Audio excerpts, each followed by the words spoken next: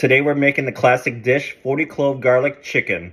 It's been a hot minute since I did a cooking video, but I already got my garlic already peeled. I got 4 chicken thighs here. I'm just gonna go salt and pepper here. You can do more if you want, but this is just what I'm gonna do. I would always buy leg quarters when they were on sale for like 40 cents a pound, and I would do this recipe all the time because it was super cheap. I would normally use a Dutch oven, but I can't find it, so I'm gonna use my stainless steel pan. Add some olive oil to coat the bottom of the pan. We're gonna safely put our chicken in. This is what you're not supposed to do. Don't overcrowd the pan like I did. We need to get that good sear right now because when we braise it later, that's what we're gonna be seeing. Let's see where I'm at with the sear. Pretty good, yeah? I like the way this looks. I'm gonna let this go for about 3 minutes. It's been about 3 minutes on this side now, so I'm gonna take it off. I probably have a little bit more garlic than I need, but I just turned the heat down to low. I'm gonna add this in right now. I'm just lightly sauteing this probably for like a minute and a half. It doesn't really need it, but I like to do it for fun. Now that we have our garlic lightly sauteed, we can go so many different directions.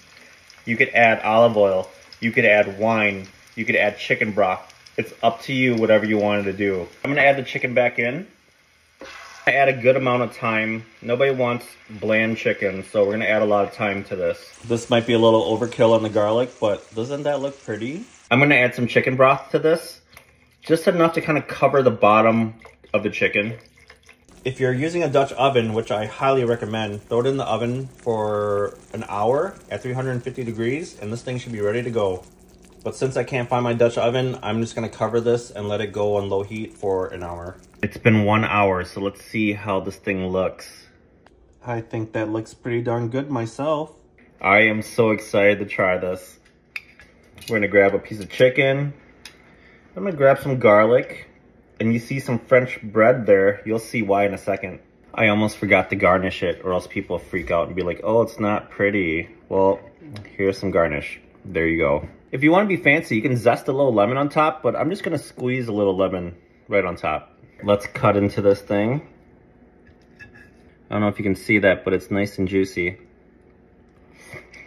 You can eat this with rice, mashed potatoes, greens, whatever you want to do with it. It's so versatile. This is my favorite part. I always like to grab some French bread, grab some garlic, put on top like that. Oops.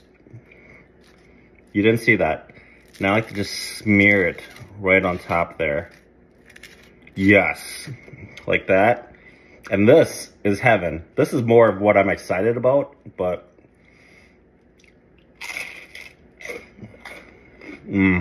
that garlic is just infused with like the thyme, the olive oil, the chicken broth, the chicken juices. So good.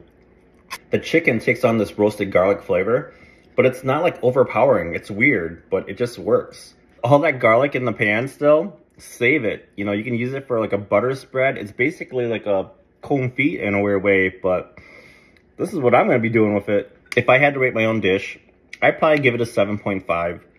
It has good flavor. It's simple, not a lot of ingredients, not really hard to do. And put your own spin on it. Like I said, you could add cream and this would have been a totally different dish. So give it a shot and I'll see you guys next time.